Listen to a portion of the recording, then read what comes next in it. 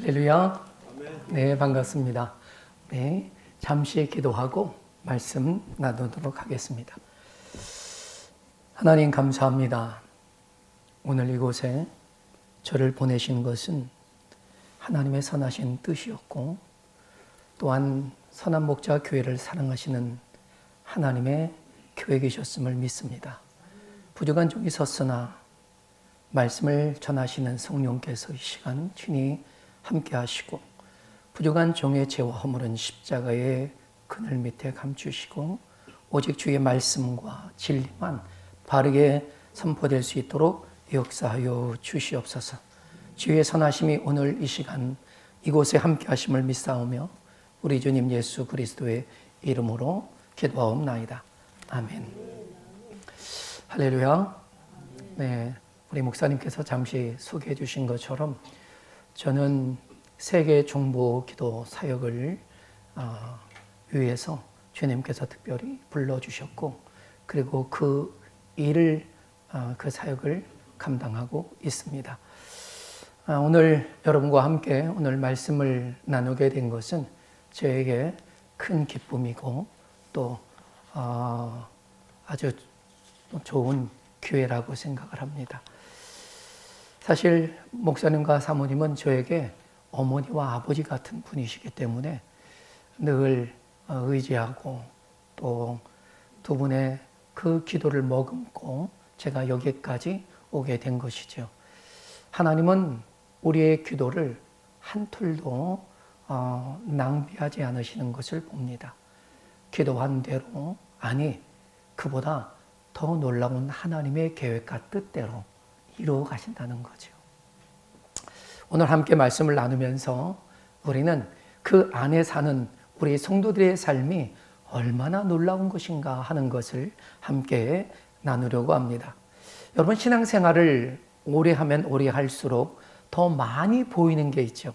그것은 우리 자신의 부족한 것들입니다.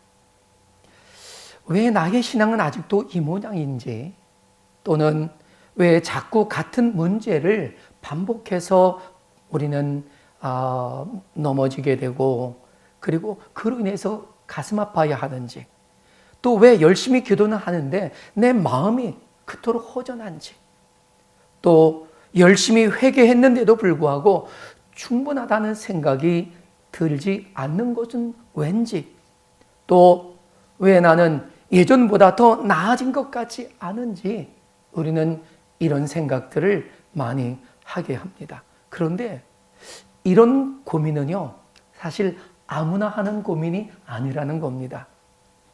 하나님께 무관심한 사람은요, 자신의 죄 때문에 아파하지도 고민하지도 않습니다. 하나님을 사랑하지 않는 사람은요, 자신의 영적인 상태를 두고 씨름하는 법이 없단 말이죠. 하지만 하나님을 진지하게 사랑하는 사람일수록 자신의 연약함 때문에 더 괴로워합니다. 주님을 더 많이 사랑하고 싶은데 그렇게 살지 못하고 있는 자신을 보면서 굉장히 실망하고 아파하죠. 더 거룩하게 살고 싶은데 여전히 반복되는 죄 앞에서 우리는 낙심할 때가 얼마나 많은지 모릅니다. 오늘 성경은 이런 우리에게 아주 중요한 방향을 제시합니다. 그것은 성경은 너 자신을 더 깊이 들여다보라고 말하고 있지 않다는 것입니다. 네가 얼마나 부족한지 너 자신을 좀 더 깊게 분석해 보라고도 말하지 않습니다. 히브리서 12장 2절은 이렇게 말씀했죠. 뭡니까? 믿음의 주요 온전케 하시는 이인 예수를 바라보자. 우리 다 같이 함께 한 음성으로 한번 읽어보겠습니다. 시작. 믿음의 주요 또 온전하게 하시는 이인 예수를 바라보자. 아멘. 사랑하는 성도 여러분, 오늘 본문의 핵심은 이거예요. 자신을 바라보면 무너지지만 예수님을 바라보면 다시 일어난다는 것입니다. 자신을 바라보면 실패가 커 보이지만 예수님을 바라보면 은혜가 더 커 보이는 것입니다. 또 자신을 바라보면 내 죄가 나를 짓누르지만 예수님을 바라보면 십자가가 나를 붙들어 주는 것입니다. 그렇습니다. 자신을 바라보면 실망스러운 것들 뿐이에요. 그러나 예수님을 바라보면 참된 회개가 일어나고요. 다시 주님께 더 가까이 나아가게 되는 것입니다. 오늘 우리는 자기 성찰이나 회개를 가볍게 여기려는 그런 시도가 아닙니다. 거룩함을 위한 우리의 어떤 의지와 열정을 약화시키려는 것도 아닙니다. 오히려 참된 회개와 참된 거룩함이 어디서부터 시작되었는지를 그 근원을 보려는 것이지요. 분명한 것은요, 회개 없는 믿음은 참된 믿음일 수 없습니다. 하지만 참된 회개는 자기 자신을 끊임없이 정죄하는 데 시작되지 않는다는 겁니다. 참된 회개는요, 십자가의 사랑을 바라볼 때 비로소 시작이 됩니다. 참된 성화도 인간의 어떤 결심만으로 이루어지는 것이 아니라는 거죠. 그리스도의 사랑을 깊이 깨달을 때 성령께서 우리 안에서 이루어내시는 거룩한 열매들이라는 것입니다. 그러므로 오늘 말씀을 통해 우리의 시선을 내가 아닌, 세상이 아닌 복음을 향하기를 원합니다. 나 자신에게서 예수께로, 나의 실패에서 십자가로, 나의 부족함으로부터 그리스도의 사랑으로. 그래서 오늘 말씀의 제목이 바로 예수를 바라보자라는 것이죠. 먼저 우리는 왜 예수를 바라봐야 하는지를 살펴보겠습니다. 예수님은 믿음의 시작과 완성이시기 때문입니다. 여러분, 히브리서 12장 2절은 이렇게 말씀했잖아요. 믿음의 주요 또 온전하게 하시는 이인 예수를 바라보자 하는 것입니다. 여러분, 히브리서 기자는요, 지금 믿음의 경주에 관한 이야기를 하고 있는 것이거든요. 히브리서 11장에서 믿음의 사람들이 수없이 등장했지 않습니까? 네, 우리는 아벨, 에녹, 노아, 아브라함, 또 모세와 같은 믿음의 사람들을 히브리서 11장에서 만납니다. 그들은 참으로 귀한 믿음의 선배들 아니었습니까? 믿음으로 살았어요. 그리고 믿음으로 순종했을 뿐 아니라 믿음으로 어떤 고난도 견뎌내는 신실함을 보여주었습니다. 그런데 히브리서 기자는 12장에 들어와서 우리에게 아브라함을 바라보라 라거나 모세를 바라보라고, 또는 어떤 믿음의 영웅들을 바라보라고 말하고 있지 않다는 것입니다. 여러분, 12장 1절을 잠시 보시면요, 이러므로 우리에게 구름같이 둘러싼 허당한 증인들이 있으니 모든 무거운 짐과 무거운 것과 얽매이기 쉬운 것을 벗어버리고 인내로서 우리 앞에 당한 경주를 하며 라고 말합니다. 그렇습니다. 11장에서 보여준 믿음의 사람들과 같이 믿음의 경주를 하자라는 그런 권면이 있는 거죠. 그래서 그러기 위해서 우리는 이전에 믿음의 선배들이 그랬던 것처럼 분명한 삶의 표대를 바라보고 나아가야 한다는 것이죠. 그래서 12장 2절에 들어와서 믿음의 주여 또 온전케 하시는 이인 예수를 바라보자라고 우리에게 권고하고 있는 것입니다. 여러분, 믿음의 사람들을 바라보라고 말하지 않는다는 거죠. 예수를 바라보라고 말하고 있습니다. 왜일까요? 충분히 우리는 믿음의 선배들을 바라보고 본받으라고 말할 수도 있는데 굳이 여기에서는 그보다도 예수를 바라보라고 하는 이 권면에는 그야말로 그 어떤 믿음의 선배들이 줄 수 없는 것을 예수를 통해서 얻을 수 있다는 것을 말해주기 위해서란 말입니다. 따라서 아브라함도 실수를 했죠. 모세도 넘어졌습니다. 다윗도 죄를 지었고 베드로도 주님을 강력하게 부인하지 않습니까? 결국 세상의 의인은 단 한 사람도 없었던 것입니다. 성경에 나오는 위대한 사람들은요, 모두 주님의 은혜가 필요한 사람들이었을 뿐이라는 거죠. 그들은 구원자가 아닌 겁니다. 그들은 구원받아야 할 죄인들이었습니다. 오직 예수님만이 완전하셨어요. 죄가 없으신 분이고 오직 예수님만이 우리의 구원자 되시는 것입니다. 그래서 우리의 시선이 사람에게 머물러서는 안 되는 거죠. 물론 우리 자신에게도 머무르면 안 됩니다. 오직 우리의 시선은 예수 그리스도께 고정되어야 한다는 것입니다.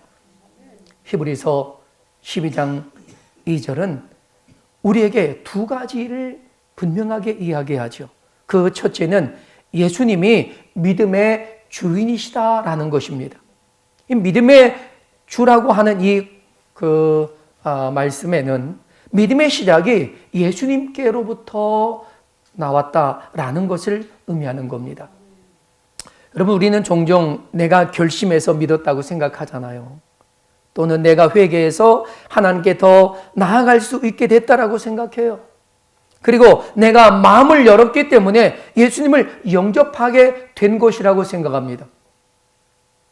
그러니 결국 우리 믿음의 시작의 그 지점이 나에게 있다라고 생각하는데 그렇지 않다는 겁니다. 물론 우리의 결단과 반응은 중요해요. 그러나 그것이 믿음의 근본적인 원인은 아니라는 겁니다. 성경은 더 깊은 진리를 우리에게 말씀해 주고 계십니다. 우리가 믿음을 붙들기 전에 주님께서 먼저 우리를 붙들어 주시고 계셨다는 겁니다. 우리가 주님을 사랑하기도 전에 주님께서는 먼저 우리를 사랑하셨습니다. 또한 우리가 회개하기 전에 성령께서 먼저 우리의 마음을 열어주셨다는 것이죠. 그래서 예수님은 요한복음 6장 44절에서 이렇게 말씀하셨습니다. 나를 보내신 아버지께서 이끌지 아니하시면 아무도 내게 올 수 없으니 라고 하셨습니다. 우리가 예수님께 나온 것은요, 우리가 먼저 영적으로 깨어 있었기 때문이 아니라는 거예요. 예수님께서 먼저 우리를 이끄셨기 때문이라는 거죠. 그렇습니다. 사도행전 16장 14절에 보면요, 루디아가 복음을 들을 때 그 부분 이렇게 말합니다. 주께서 그 마음을 열어 바울의 말을 따르게 하셨다라고 말씀합니다. 여러분, 복음을 듣는 귀도, 말씀을 받아들이는 마음도, 또한 예수님께 나아가는 그 믿음도 주님께서 친히 열어주신 은혜라는 사실입니다. 그러므로 믿음은 내가 만들어낸 작품이 아니라는 거죠. 믿음은 주님께서 시작하신 은혜였습니다. 그렇죠? 우리의 믿음은 전적인 하나님의 은혜라는 것입니다. 아버지께서 우리를 이끌어 주시고 성령께서 우리의 마음을 열어주시고 예수 그리스도께서 그 믿음의 길을 열어 놓으셨기 때문에 가능해진 거란 말이죠. 그러므로 사랑하는 성도 여러분, 내 믿음이 약해 보일 때 낙심하지 마십시오. 나는 왜 믿음이 이것밖에 안 될까라고 자신을 탓하지 마시라는 겁니다. 오히려 그런 때에 해야 할 것은요, 주님, 믿음의 주이신 예수님을 바라보게 하옵소서. 성령님, 내 안에 믿음을 일으켜 주시고 나를 먼저 사랑하신 주님의 그 은혜를 다시 보게 하옵소서 라고 기도하는 겁니다. 그러면요, 믿음의 주이신 예수님께서 성령을 통해 우리 안에 다시 믿음을 일으켜 주십니다. 성경은 분명히 말씀하시는 거죠. 그 믿음의 시작은 하나님의 은혜로부터 되어진다는 겁니다. 그러면 둘째로 예수님은 우리를 온전케 하시는 분이시다라고 말하죠. 근데 여러분, 예수님은 믿음의 주인이시면서 우리를 온전케 하시는 분이시다라는 건데, 믿음의 시작이자 완성자가 되신다라는 뜻입니다. 여기 온전하게 하시는 이라는 이 단어는요, 헬라어로 텔레오테스라는 단어를 쓰는데 이 단어는 완성자라는 명사예요. 그런데 이게 신약에서 단 한 번 이곳에서만 사용됩니다. 그것도 예수님께만 붙여진 표현이라는 겁니다. 그러니까 예수님은 우리의 믿음을 단지 도와주시는 정도가 아니라 믿음의 경주를 끝까지 완성에 이르게 하시는 분이다라는 거죠.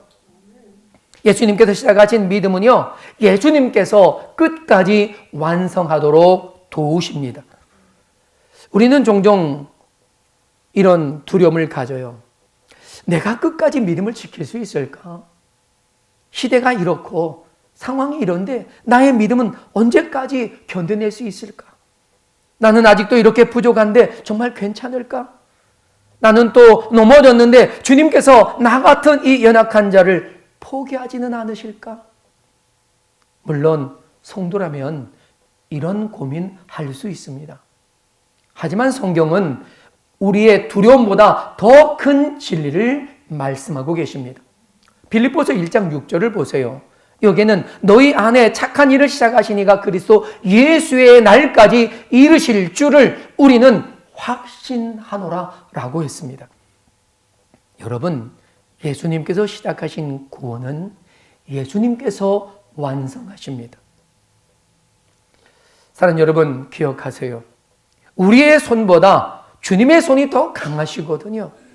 우리의 의지보다 주님의 은혜가 더 크십니다.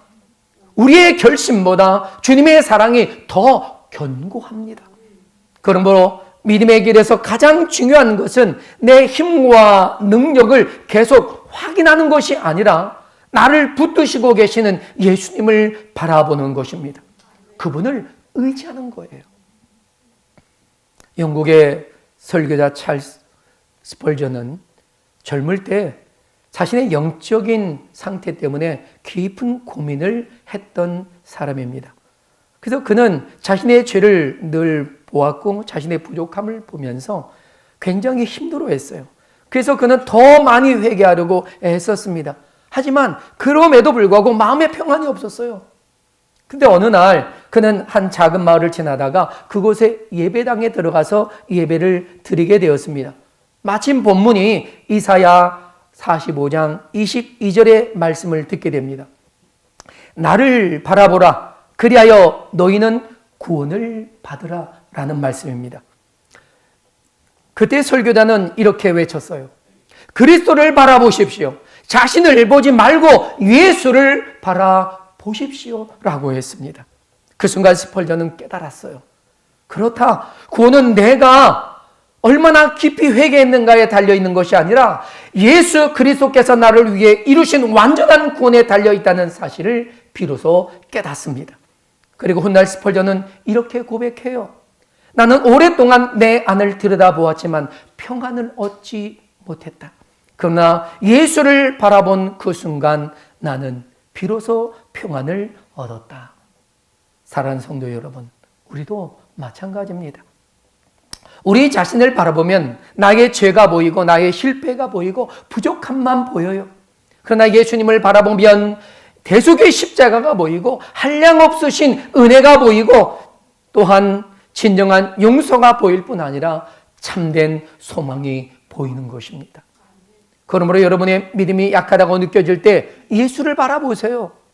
여러분의 삶이 아직도 연약하다고 느껴질 때 예수를 바라보시기를 바랍니다.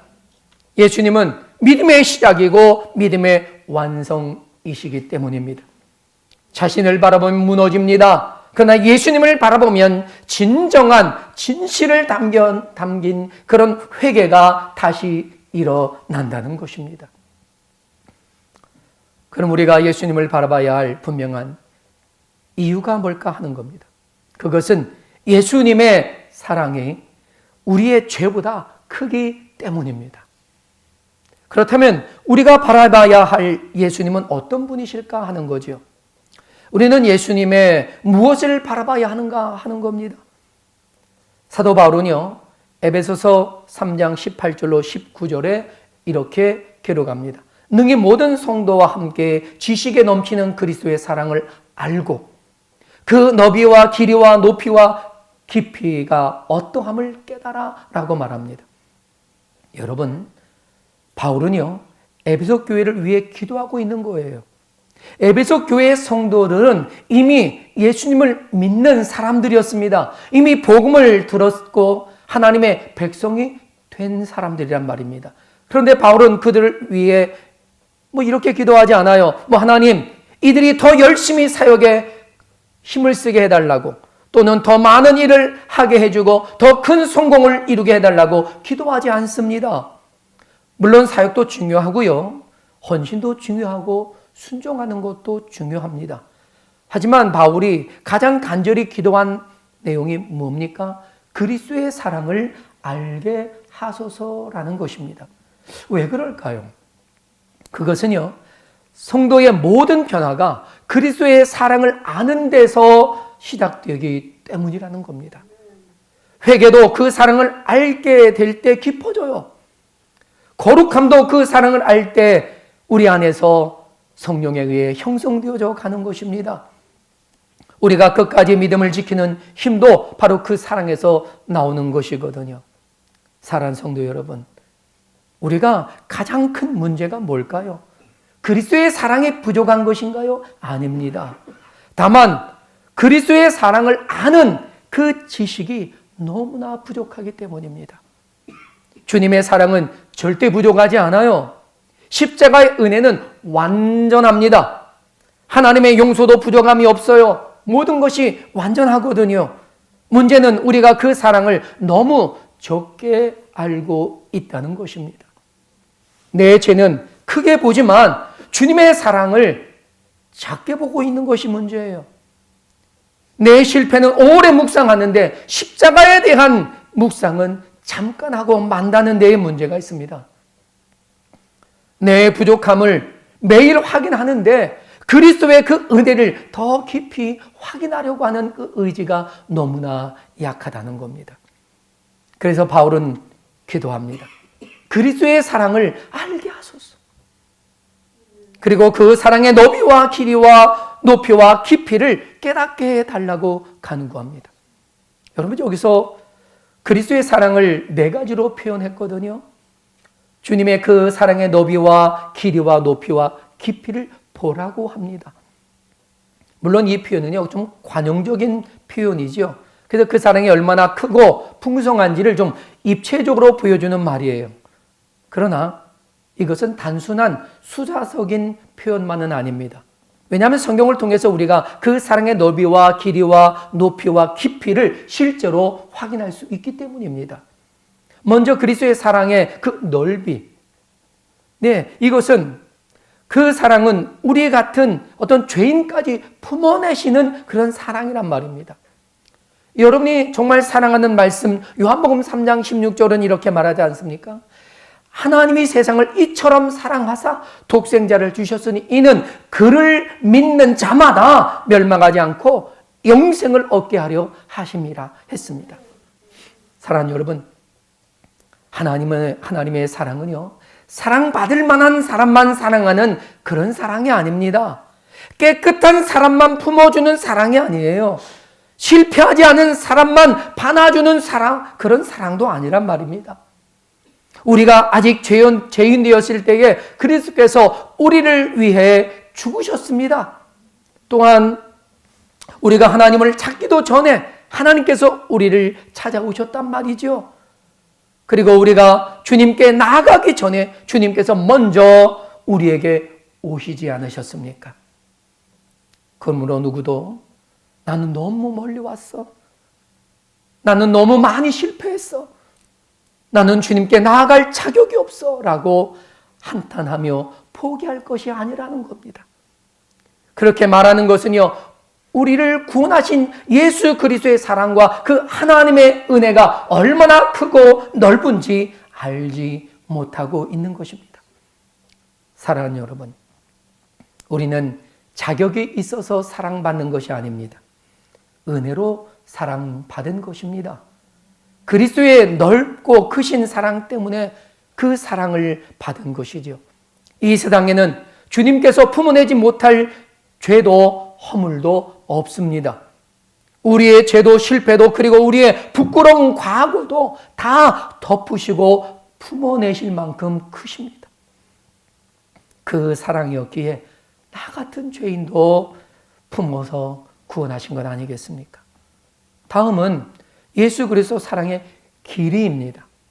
여러분, 이 사랑은 처음에만 뜨겁고 시간이 지나면 식어져 버리는 그런 사랑이 아니라는 거죠. 우리가 잘할 때는 가까이 하시고 또 넘어질 때는 떠나버리는 그런 사랑도 아니라는 겁니다. 하나님의 사랑은 영원한 사랑이십니다. 예레미야 31장 3절에서 하나님은 이렇게 말씀하십니다. 내가 영원한 사랑으로 너를 사랑하기에 인자함으로 너를 이끌었다라고 말합니다. 하나님의 사랑은 오래전부터 우리를 향하고 있었던 거지요. 우리가 태어나기도 전에 말이죠. 그리고 우리가 하나님을 알기도 전에 그 사랑은 나를 향하고 계셨습니다. 우리가 넘어졌을 때도 그 사랑은 우리를 떠나지 않습니다. 우리가 연약했을 때도 그 사랑은 우리를 여전히 붙들어주고 계셨던 것입니다.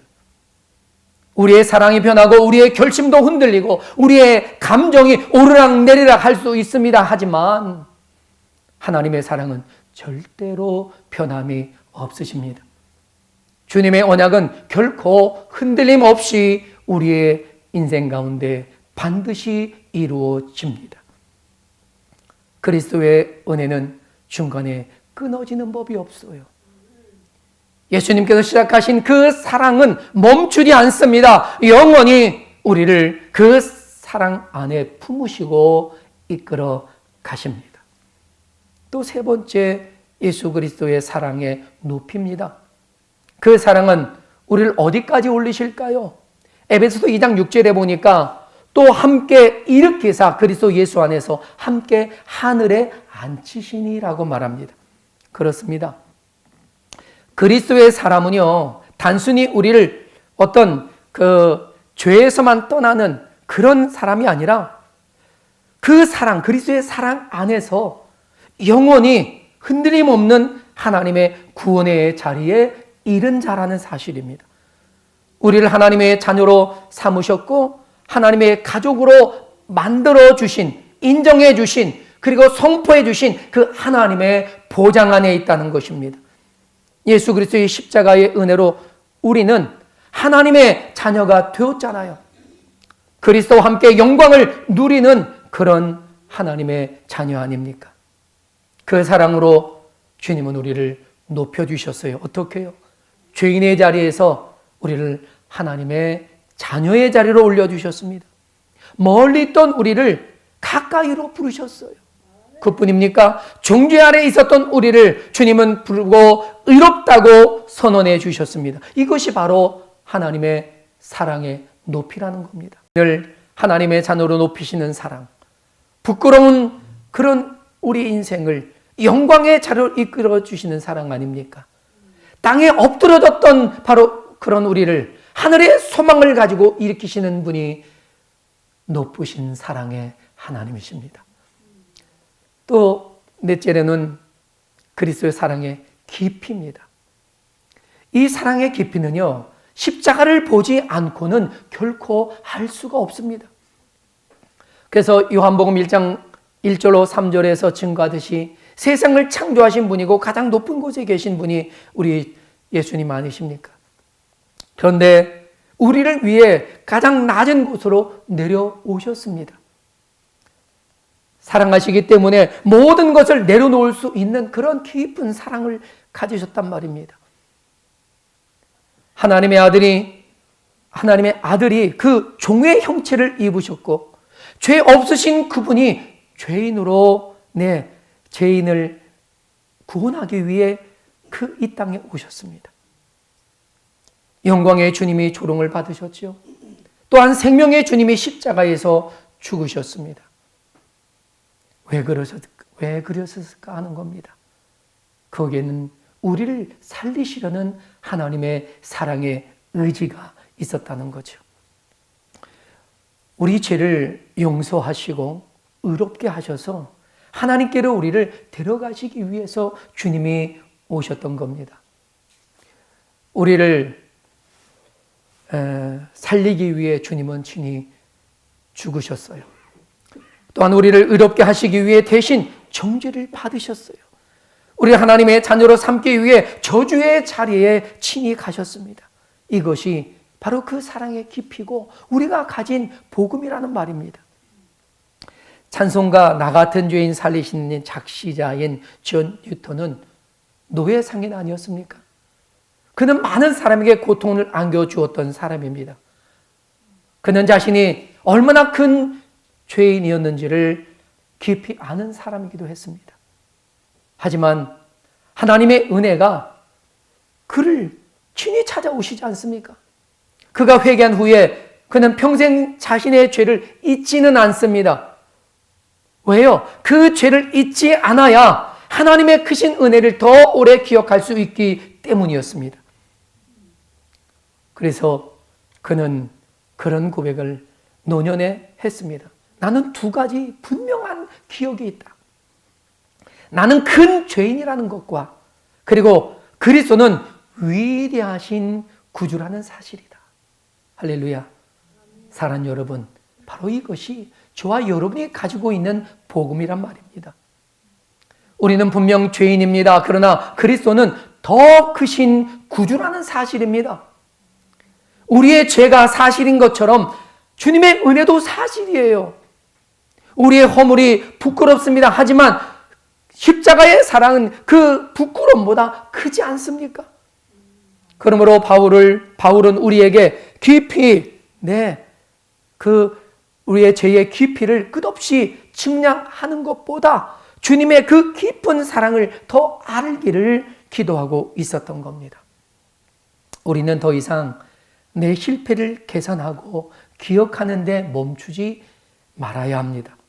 좀 더 나아가서 그리스도의 그 은혜를 바라보고 그 은혜 안으로 들어오시기를 주님의 이름으로 축복합니다.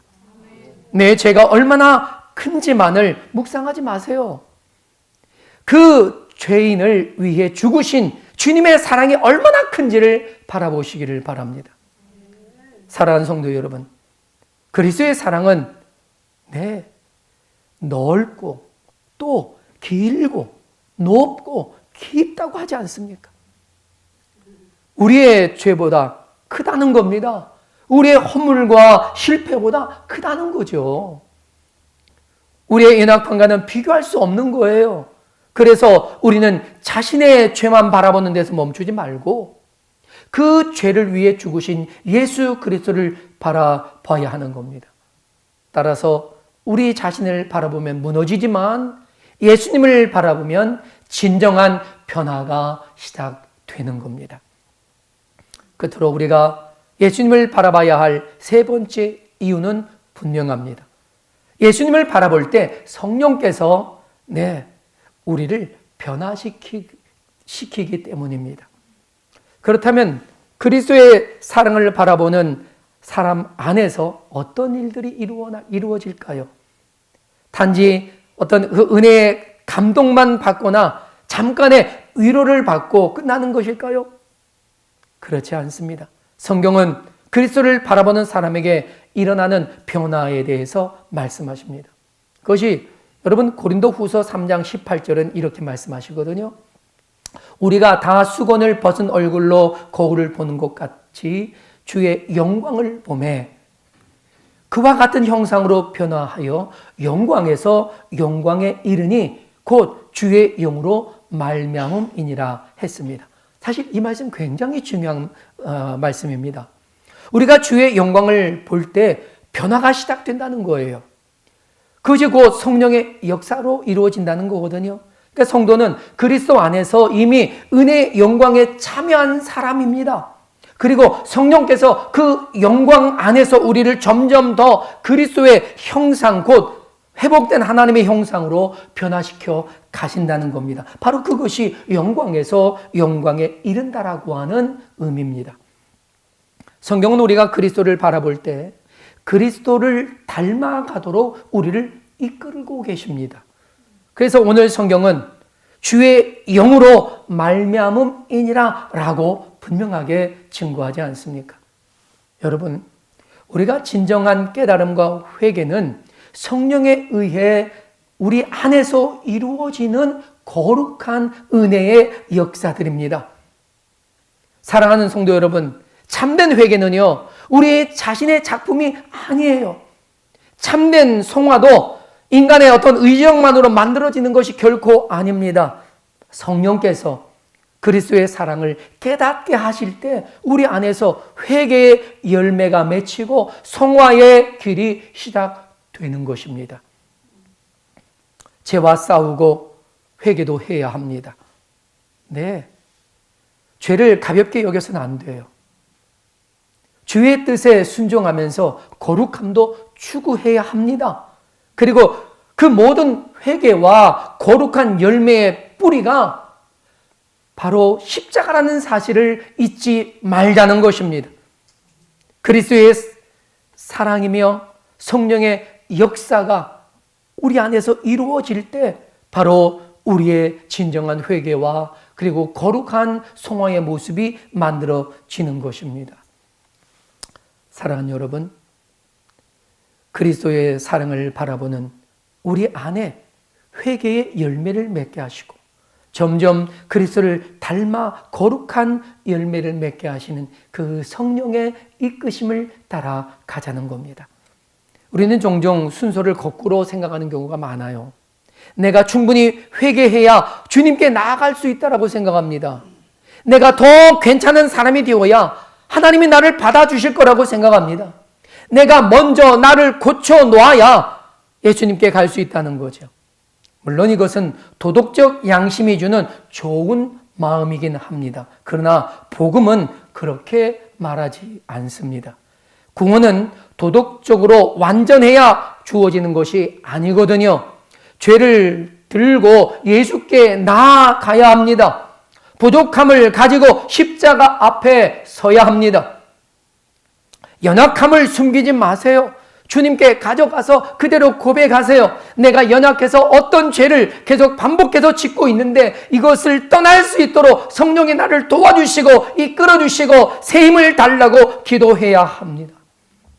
내 의지로 되는 게 아니거든요.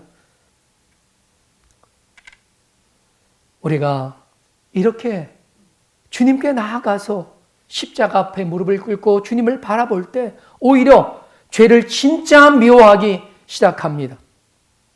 네.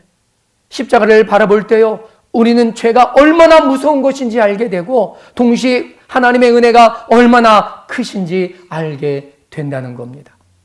그때 성령께서 우리를 죄가 아닌 은혜의 자리로 이끌어 가시는 거죠. 여러분, 베드로를 보세요. 베드로는 예수님을 3번 부인합니다. 네. 넘겨주시면. 네. 그는 나는 그 사람을 알지 못한다고 말하지 않습니까? 그토록 사랑한다고 고백했던 주님을 결정적인 순간에 부인하고 말았어요. 바로 그 순간 닭이 울었지 않습니까? 바로 이 순간에 대해 누가복음은요, 기가 막힌 부분을 언급하고 있습니다.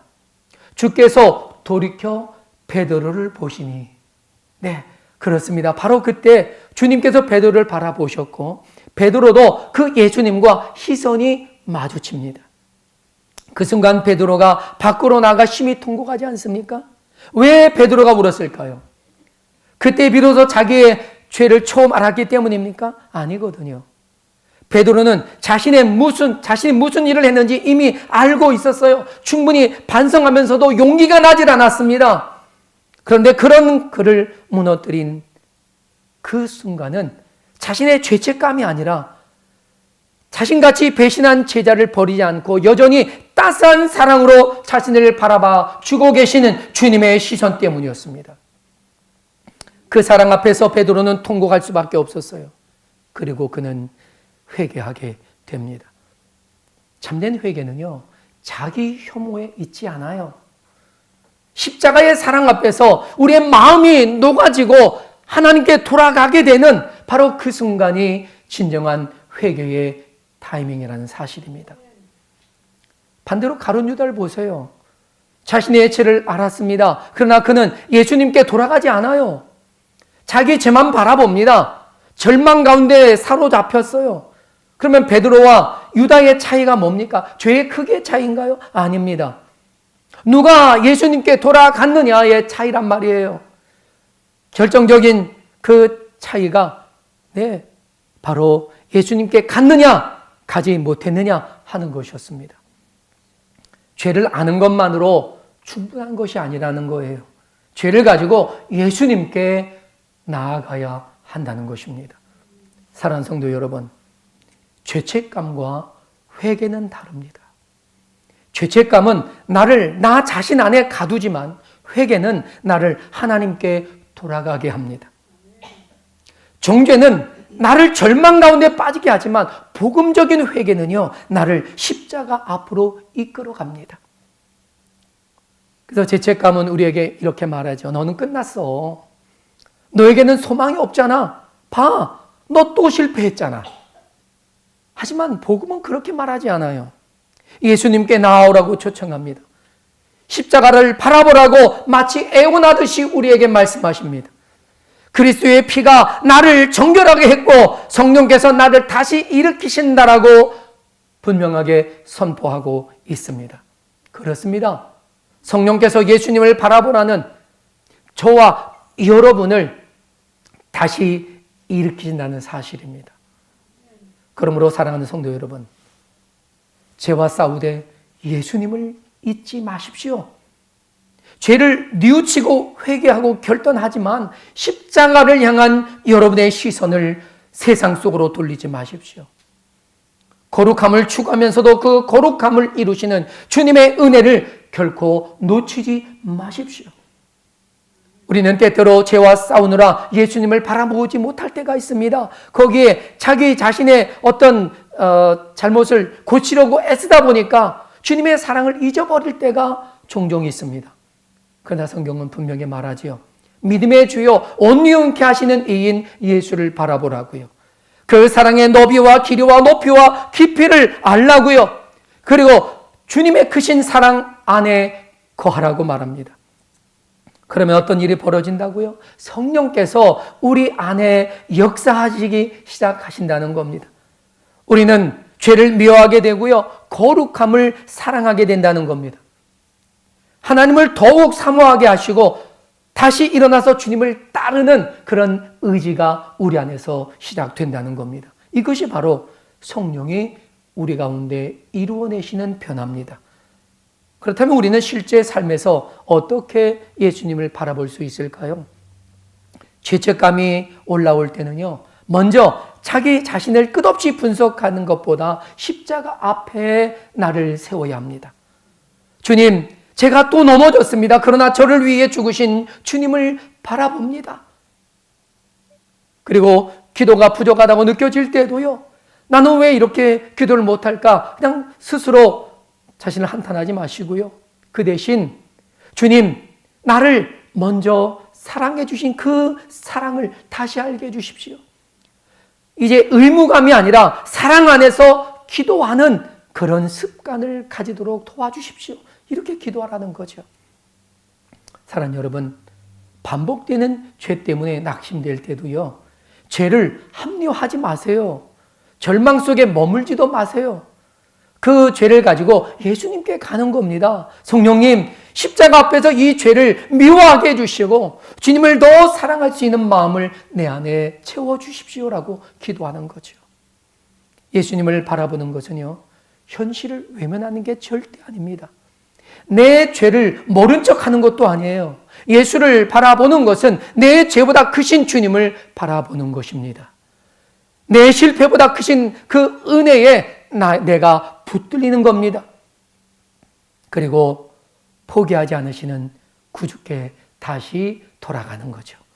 이것이 바로 성령께서 우리 안에서 이루시는 새로운 변화입니다.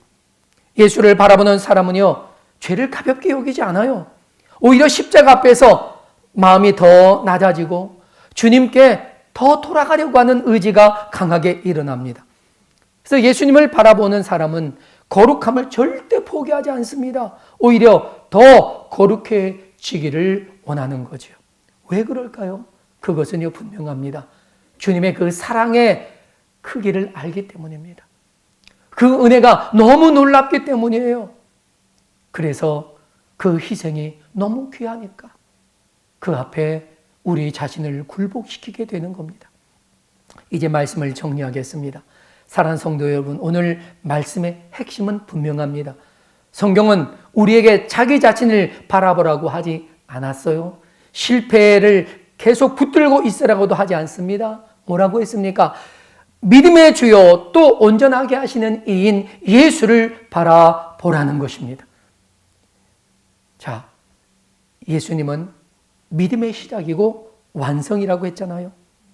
예수님의 사랑은 우리의 죄보다 비교할 수 없이 크신 분이에요. 그리고 우리가 그리스도를 바라볼 때 성령께서 우리 안에 참된 회개와 거룩한 변화를 이루어가기 시작하세요. 그런데 이것을 스가랴 12장 10절에서 너무나 분명하게 우리에게 그 순서를 보여줍니다. 저는 이것이 복음적인 순서다라고 봅니다. 스가랴 12장 10절엔 이렇게 말하죠. 내가 은총과 간구하는 심령을 다윗의 집과 예루살렘 주민에게 부어주리니 그들이 그 찌른 바 그를 바라보고 그를 위하여 애통하기를 했습니다. 그렇습니다. 여기에 순서대로 먼저 하나님께서 은총과 간구하는 심령을 부어주시고 그리고 이후에 찌른 바 그를 바라보는 거죠. 그 후에 애통함이 있습니다. 이 애통함은 주님의 그 애통함을 향하여 바라보면서도 내가 가지고 있는 죄에 대한 애통함이 일어나는 것입니다. 그러나 분명한 것은 애통이 먼저가 아니었어요. 먼저 주를 바라보는 것이었습니다. 그렇습니다. 먼저 십자가를 바라보는 것이지요. 먼저 나를 위해 찔림받으신 주님을 바라보는 것입니다.